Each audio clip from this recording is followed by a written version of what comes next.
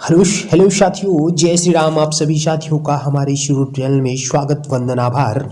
साथियों, टूटने लगे हौसले तो ये याद रखना, बिना मेहनत के तक तो ताज नहीं मिलते। ढूंढ लेते हैं अंधेरों में मंजिल अपनी, क्योंकि जुगनू कभी रोशनी के मोहताज नहीं होते। साथियों, मंजिल मिले या ना मिले ये तो मुकद्दर की बात है, पर हम कोशिश ही ना करें ये तो गलत बात है। चलिए चलते हैं इंपॉर्टेंट जी के वन लाइनर की ओर और जल्दी से फटाफट जी के तैयार करते हैं। आपके सामने है पहला प्रश्न, प्रारंभ में कितने मौलिक अधिकार दिए गए थे? आंसर हो जाएगा 7 मौलिक अधिकार प्रारंभ में दिए गए थे। वर्तमान में मौलिक अधिकारों की संख्या 6 कर दी गई है। 44वां संविधान संशोधन 1978 द्वारा संपत्ति के अधिकार को समाप्त कर दिया गया, इसलिए अब वर्तमान में मौलिक अधिकारों की संख्या 6 है। अगला प्रश्न आपके सामने, अल्पसंख्यकों के लिए राष्ट्रीय आयोग किस वर्ष में बनाया गया था? जी हाँ साथियों, अल्पसंख्यकों के लिए राष्ट्रीय आयोग किस वर्ष में बनाया गया था? आंसर हो जाएगा 1992। अगला प्रश्न आपके सामने, किसने यह कहा है कि कोई भी राजनीति धर्म से रहित नहीं है? तो आंसर हो जाएगा गांधी। जी हाँ साथियों, किसने यह कहा था कि कोई भी राजनीति धर्म से रहित नहीं है? गांधी इसका आंसर हो जाएगा। अगला प्रश्न आपके सामने, भारतीय संविधान के किस संशोधन अधिनियम द्वारा पंचायती राज व्यवस्था को संवैधानिक दर्जा दिया गया था? 73वें संविधान संशोधन द्वारा भारत के संविधान में पंचायती राज व्यवस्था को संवैधानिक दर्जा दिया गया था। भारतीय संविधान की समवर्ती सूची की धारणा किस देश के संविधान से ली गई है? भारतीय संविधान की समवर्ती सूची की धारणा किस देश के संविधान से ली गई है? आंसर हो जाएगा ऑस्ट्रेलिया। मुख्यमंत्री की नियुक्ति की जाती है। जी हाँ साथियों, मुख्यमंत्री की नियुक्ति राज्यपाल के द्वारा की जाती है। अगला प्रश्न आपके सामने, भारत में आम चुनाव किस सिद्धांत पर आधारित होते हैं? भारत में आम चुनाव प्रादेशिक प्रतिनिधित्व के आधार पर निर्धारित किए जाते हैं। अगला प्रश्न आपके सामने, भारत के नियंत्रक तथा महालेखा परीक्षक की नियुक्ति कौन करता है? जी हाँ साथियों, भारत के नियंत्रक तथा महालेखा परीक्षक की नियुक्ति राष्ट्रपति करता है। अगला प्रश्न आपके सामने, औपनिवेशिक भारत में एक संघीय अदालत की स्थापना किस नियम के अंतर्गत की जाती है? तो औपनिवेशिक भारत के एक संघीय अदालत की स्थापना 1935 अधिनियम के अंतर्गत की गई थी। मंत्रिपरिषद की बैठकों की अध्यक्षता कौन करता है? जी हाँ साथियों, मंत्रिपरिषद की बैठकों की अध्यक्षता कौन करता है? मंत्रिपरिषद की बैठकों की अध्यक्षता प्रधानमंत्री द्वारा की जाती है। भारत में सरकार की संसदीय प्रणाली कहाँ से ग्रहण की गई थी? ब्रिटिश संविधान द्वारा भारत में सरकार की संसदीय प्रणाली ग्रहण की गई थी। राष्ट्रपति द्वारा राष्ट्रीय आपात स्थिति की घोषणा किए जाने के बाद किस अवधि तक उसका अनुमोदन संसद के प्रत्येक सदन द्वारा हो जाना चाहिए था? तो 1 माह के भीतर राष्ट्रपति द्वारा राष्ट्रीय आपात की स्थिति घोषणा किए जाने के बाद उसका अनुमोदन संसद के प्रत्येक सदन में हो जाना चाहिए। अगला प्रश्न आपके सामने, भारत के संविधान में शामिल राज्य नीति के निर्देशक सिद्धांतों की अवधारणा किस संविधान से ली गई है? जी हाँ, नीति निर्देशक तत्वों की अवधारणा आयरलैंड के संविधान से ली गई है। अगला प्रश्न आपके सामने, भारतीय संविधान में मूलभूत अधिकार किस संविधान से लिए गए थे? जी हाँ, भारतीय संविधान में मूलभूत अधिकार अमेरिका के संविधान से लिए गए थे। निम्नलिखित में से किस अधिनियम द्वारा प्रांतों को स्वायत्तता प्रदान की गई थी? तो भारत सरकार अधिनियम 1935 द्वारा प्रांतों को स्वायत्तता प्रदान की गई थी। अगला प्रश्न आपके सामने, संघ लोक सेवा आयोग की रिपोर्ट किसको प्रस्तुत करनी होती है? जी हाँ, संघ लोक सेवा आयोग की रिपोर्ट राष्ट्रपति को प्रस्तुत करनी होती है। 73वें संविधान संशोधन का संबंध किससे है? जी हाँ, 73वें संविधान संशोधन का संबंध पंचायती राज से है। भारत के संविधान में कितनी अनुसूचियां हैं? तो वर्तमान में भारत के संविधान में 12 अनुसूचियां थी।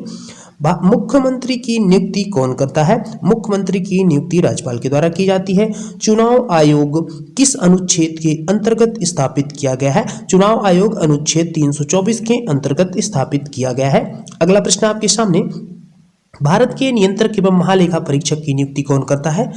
भारत के नियंत्रक एवं महालेखा परीक्षक की नियुक्ति कितनी अवधि की होती है? 6 वर्ष या 65 वर्ष की अवधि में इसकी नियुक्ति राष्ट्रपति के द्वारा की जाती है।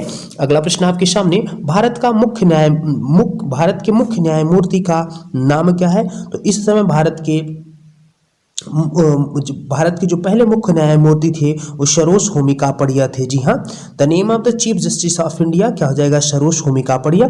प्रेजेंट टाइम पे कौन है भारत के मुख्य न्यायमूर्ति, ये बात आपको कमेंट सेक्शन में आपको बतलानी है। अगला प्रश्न आपके सामने, भारत का प्रधानमंत्री बनने के लिए अपेक्षित न्यूनतम आयु क्या है। 25 वर्ष भारत का प्रधानमंत्री बनने के लिए अपेक्षित न्यूनतम आयु है। सरकार के संसदीय रूप का विचार कहाँ से लिया गया है, ब्रिटेन के संविधान से सरकार के संसदीय रूप का विचार लिया गया है। अगला प्रश्न आपके सामने, भारतीय संविधान के अनुसार कार्यपालिका का प्रमुख कौन होता है। कार्यपालिका का प्रमुख राष्ट्रपति को माना जाता है। भारतीय संविधान में नीति निर्देशक सिद्धांत किस देश से लिए गए हैं, आयरलैंड से। निम्नलिखित में से क्या उच्च न्यायालय और उच्चतम न्यायालय दोनों की अधिकारिता के अधीन आता है। जी हाँ, मूल अधिकारों का जो संरक्षण है वो उच्च न्यायालय और उच्चतम न्यायालय दोनों की अधिकारिता के अधीन आता है। अगला प्रश्न आपके सामने, भारतीय संविधान के ऊपर सबसे अधिक प्रभाव निम्नलिखित में से किसका माना जाता है। तो भारतीय संविधान में सबसे अधिक प्रभाव भारत सरकार अधिनियम 1925 का माना जाता है, 1935 का माना जाता है। निम्नलिखित में से भारत में किसका संशोधन विशेष बहुमत के द्वारा ही किया जा सकता है। जी हाँ साथियों, निम्नलिखित में से भारत में किसका संशोधन विशेष बहुमत के द्वारा किया जाता है। तो अनुच्छेद 368 के द्वारा संविधान का संशोधन विशेष बहुमत द्वारा किया जाता है। संविधान का संशोधन 368 हमने साउथ अफ्रीका के संविधान से लिया है, यह भी आपको ध्यान रखना है। अगला प्रश्न आपके सामने, वो प्रश्न रिपीट हो गया था, भारत के महत्वपूर्ण पदाधिकारियों के वेतन एवं भत्ते का उल्लेख संविधान के किस अनुच्छेद में है। तो भारत के महत्वपूर्ण पदाधिकारियों के वेतन एवं भत्ते का उल्लेख संविधान की दूसरी अनुसूची में है। राज्यपाल को पद की शपथ किसके द्वारा दिलाई जाती है। उच्च न्यायालय के मुख्य न्यायाधीश द्वारा राज्यपाल को पद की शपथ दिलाई जाती है। अगला प्रश्न आपके सामने, भारतीय संविधान का कौन सा अनुच्छेद निर्वाचन आयोग से संबंधित है। आंसर हो जाएगा अनुच्छेद 324 निर्वाचन आयोग से संबंधित है। भारत के नियंत्रक एवं महालेखा परीक्षक का कार्यकाल कितने वर्ष का होता है। तो 6 वर्ष का होता है। भारतीय उच्चतम न्यायालय के न्यायाधीशों की नियुक्ति कौन करता है। भारतीय उच्चतम न्यायालय के न्यायाधीशों की नियुक्ति राष्ट्रपति के द्वारा की जाती है। योजना आयोग का अध्यक्ष प्रधानमंत्री होता है। 1 जनवरी 2015 को योजना आयोग की स्थापना की गई थी।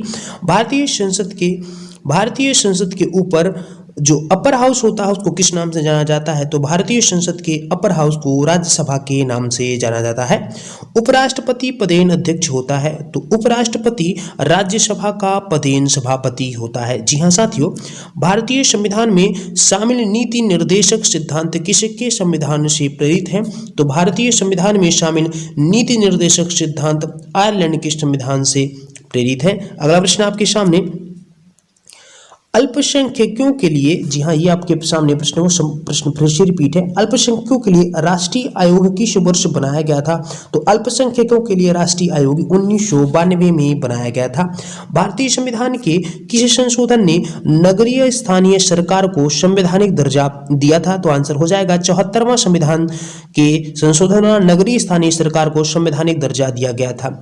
यदि पूछे पंचायतीय सरकार का संशोधन तो 73वां संविधान संशोधन द्वारा, और नगरीय स्थानीय सरकार पूछे तो 74वां संविधान संशोधन द्वारा। हमारे संविधान में आर्थिक आयोजना शामिल है समवर्ती सूची में। अगला प्रश्न आपके सामने, निम्नलिखित में से किसने किसी भारतीय राज्य में मुख्यमंत्री के रूप में सबसे लंबी सेवा की। तो आंसर हो जाएगा ज्योति बसु ने मुख्यमंत्री के रूप में सबसे लंबी सेवा की। मुख्य चुनाव आयुक्त का कार्यकाल कितने समय का होता है। तो 6 साल या 65 साल की उम्र तक मुख्य चुनाव आयुक्त का कार्यकाल होता है। भारतीय महानियंत्रक और महालेखा परीक्षक किसके लिए एक मित्र दार्शनिक और मार्गदर्शक के रूप में कार्य करता है। जी हाँ साथियों, भारतीय महानियंत्रक और महालेखा परीक्षक के लिए एक मित्र दार्शनिक और मार्गदर्शक के रूप में लोक लेखा समिति कार्य करती है। एक बार और रिपीट कर देता हूं, भारतीय महानियंत्रक और महालेखा परीक्षक किसके लिए एक मित्र दार्शनिक और मार्गदर्शक के रूप में कार्य करता है। तो लोक लेखा समिति के लिए भारतीय महानियंत्रक और महालेखा परीक्षक एक मित्र और दार्शनिक और मार्गदर्शक के रूप में कार्य करता है।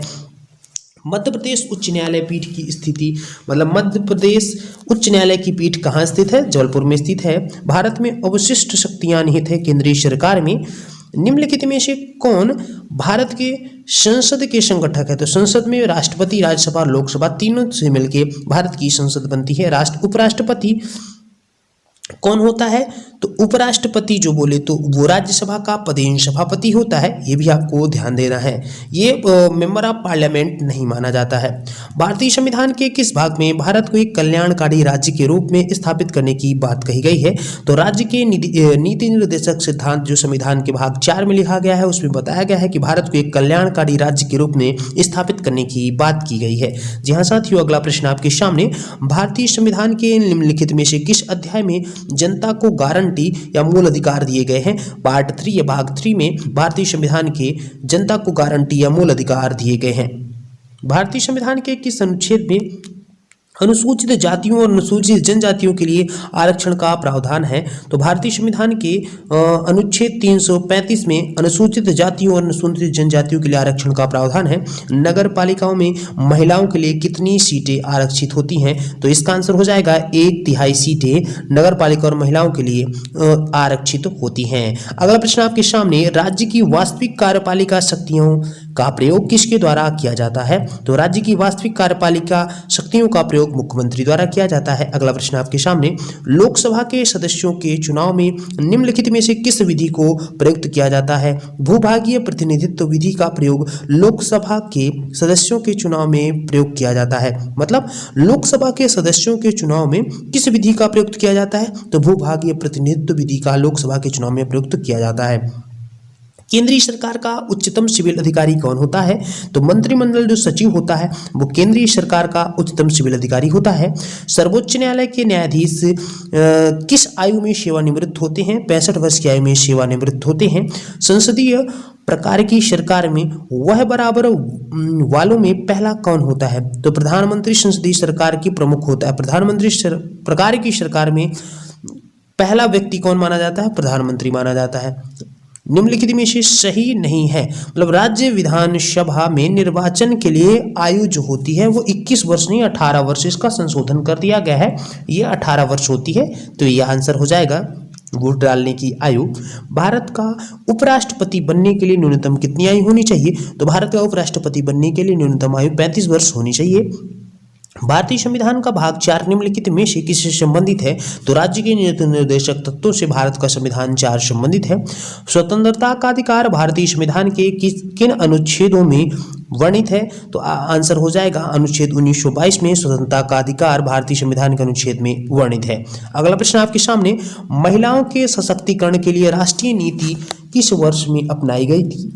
महिलाओं के सशक्तिकरण के लिए राष्ट्रीय नीति 2001 में अपनाई गई थी। अगला प्रश्न आपके सामने, नगर प्रशासन का कौन सा प्रकार छोटे शहरी क्षेत्रों का नियंत्रण करती है? तो नगर प्रशासन का नगर पालिका परिषद क्षेत्र छोटे शहरी क्षेत्रों का नियंत्रण करती है। अगला प्रश्न आपके सामने, जंगल भारत के संविधान की 7वीं अनुसूची में दी गई थी, ये किसका विषय है? तो ये समवर्ती सूची का विषय आता है जिसमें प्रदेश सरकार और केंद्र सरकार दोनों मिलकर कानून बना सकती हैं। अगला प्रश्न आपके सामने, भारतीय संविधान के किस अनुच्छेद में मुख्यमंत्री के कार्यों को परिभाषित किया गया है? अनुच्छेद 167 में भारतीय संविधान के अनुच्छेद में मुख्यमंत्री के कार्यों को परिभाषित किया गया है। अगला प्रश्न आपके सामने, निम्नलिखित में से क्या सदस्यीय निर्वाचन क्षेत्र पद्धति की विशेषता है? तो विधानमंडल में स्थिर बहुमत प्राप्त होना ये सदस्यीय निर्वाचन क्षेत्र पद्धति की एक विशेषता, ये आपको ध्यान रखना है। देश में पंचवर्षीय योजनाओं का अनुमोदन करने वाला सर्वोच्च निकाय कौन सा है? राष्ट्रीय विकास परिषद देश में पंचवर्षीय योजनाओं का अनुमोदन करने वाला एक सर्वोच्च निकाय होता है। अगला प्रश्न आपके सामने, उच्चतम न्यायालय के न्यायाधीश किस आयु तक अपने पद पर बने रहते हैं? तो 65 वर्ष की आयु तक उच्चतम न्यायालय के न्यायाधीश अपने पद पर बने रह सकते हैं। भारत के संसदीय ढांचे में 2 अस्थायी सदनों का नाम बताइए। तो लोकसभा और विधानसभा भारत में संसदीय ढांचे में 2 अस्थायी सदन होते हैं। किसने 2 पूर्ण अवधियों तक भारत के उपराष्ट्रपति का पद संभाला था? एस राधाकृष्णन ने 2 पूर्ण अवधियों तक भारत के राष्ट्रपति का पद संभाला था। भारतीय संविधान के निम्नलिखित में से किस भाग में सामाजिक एवं आर्थिक लोकतंत्र को सुनिश्चित किया गया है? तो राज्य के नीति निर्देशक सिद्धांत के अंतर्गत भारतीय संविधान के भाग में सामाजिक एवं आर्थिक लोकतंत्र को सुनिश्चित किया गया है। संविधान की किस धारा के अंतर्गत कोई भी व्यक्ति मूलभूत अधिकारों के हनन का मामला सीधे उच्चतम न्यायालय में उठा सकता है। धारा 32 में संविधान की अंतर्गत कोई भी व्यक्ति मूलभूत अधिकारों के हनन का मामला सीधे उच्चतम न्यायालय में उठा सकता है। भारत में सूचना का अधिकार अधिनियम कब अधिनियमित किया गया था? 15 जून 2005 को भारत में सूचना का अधिकार अधिनियमित किया गया था। अभिव्यक्ति ग्राम सभा सही रूप से निरूपित होती है। पंचायत के लिए निर्वाचक मंडल को अभिव्यक्ति ग्राम सभा सही रूप से निरूपित करती है। अगला प्रश्न आपके सामने निम्नलिखित में से कौन सा विषय राज्य सूची के अंतर्गत आता है? कृषि एक राज्य सूची का विषय होता है। भारत के किस राज्य में महिला मुख्यमंत्री कभी नहीं बनी? महाराष्ट्र में अभी तक भारत के में महिला मुख्यमंत्री नहीं बनी है और भारत में पहली महिला मुख्यमंत्री उत्तर प्रदेश में सुचेता कृपलानी बनाई गई थी। भारत की संसद द्वारा दल बदल विरोधी कानून किस वर्ष में पारित किया गया था? तो 1985 में पहली बार दल बदल कानून पारित किया गया था, जिसको अनुसूची नंबर 10 में रखा गया है। भारत के महान्यायवादी की नियुक्ति कौन करता है? राष्ट्रपति भारत के महान्यायवादी की नियुक्ति करते हैं। उच्चतम न्यायालय के मुख्य न्यायाधीशों की अधिवर्षिता आयु 65 वर्ष होती है। मंत्रिमंडलीय तानाशाही का विचार किसकी देन है? तो मंत्रिमंडलीय तानाशाही का विचार मयूर की देन है। राज्यसभा के सदस्य के लिए न्यूनतम आयु 30 वर्ष होती है। राज्यसभा के सदस्य के लिए न्यूनतम आयु 30 वर्ष होती है। भारत के उपराष्ट्रपति के पद पर लगातार 2 बार कौन रहा? डॉक्टर राधाकृष्णन। भारत के संविधान में निर्देशक सिद्धांतों के शामिल किए जाने का मुख्य उद्देश्य क्या है? आर्थिक लोकतंत्र स्थापित करने के लिए भारत के संविधान में निर्देशक सिद्धांतों के शामिल किए जाने का मुख्य उद्देश्य है। एक रिट किसके द्वारा जारी की जाती है? कोई उच्च न्यायालय एक रिट जारी कर सकता है। कौन सा अनुच्छेद भारतीय संसद को संविधान में संशोधन करने की शक्ति प्रदान करता है? अनुच्छेद 368 भारतीय संविधान में संशोधन करने की अनुमति प्रदान करता है। 73वें संवैधानिक संशोधन अधिनियम ने पंचायतों को संवैधानिक मान्यता प्रदान करने के लिए भाग 9 को सम्मिलित किया गया है। जी हाँ। अगला प्रश्न आपके सामने, भूमि तथा भवन पर लगने वाला कर भारत के संविधान की 7वीं अनुसूची में दी गई सूची में राज्य सूची में प्रतिबद्धित है। यानी भूमि तथा भवन पर लगने वाला जो कर होता है वो राज्य सूची के अंतर्गत आता है। अगला प्रश्न आपके सामने, निम्न में से कौन भारत के किसी राज्य का निरंतर तीसरी बार मुख्यमंत्री बना? तरुण गोगोई लगातार तीसरी बार मुख्यमंत्री बने। मताधिकार से क्या अभिप्राय है? वोट देने का अधिकार मताधिकार कहलाता है। निम्नलिखित में से किसे भारत सरकार का मुख्य कानूनी सलाहकार कहा जाता है? भारत की महान्यायवादी को मुख्य कानूनी सलाहकार कहा जाता है। निम्न में से कौन सी रीट ऐसी होती है जो केवल किसी सरकारी पदाधिकारी के विरुद्ध लागू की जा सकती है? परमादेश केवल सरकारी पदाधिकारी के विरुद्ध लागू की जा सकती है। किसने मंत्रिमंडलीय पद्धति को राज्य रूपी जहाज का स्टीयरिंग व्हील कहा है? मयूर ने मंत्रिमंडलीय पद्धति को राज्य रूपी जहाज का स्टीयरिंग व्हील कहा है। अगला प्रश्न आपके सामने, भारतीय संसद की संयुक्त सत्र की अध्यक्षता कौन करता है? लोकसभा अध्यक्ष भारतीय संसद के संयुक्त सत्र की अध्यक्षता करता है। अगला प्रश्न, राष्ट्रपति द्वारा संसद के दोनों सदनों के लिए कुल कितने सदस्यों को नामित किया जाता है? 14 सदस्यों को राष्ट्रपति द्वारा संसद के दोनों सदनों में कुल नियुक्त किया जाता है। भारतीय संविधान नागरिकों के लिए आर्थिक न्याय किसके माध्यम से सुनिश्चित करता है? तो राज्यों के नीति निर्देशक सिद्धांतों द्वारा आर्थिक न्याय सुनिश्चित करता है।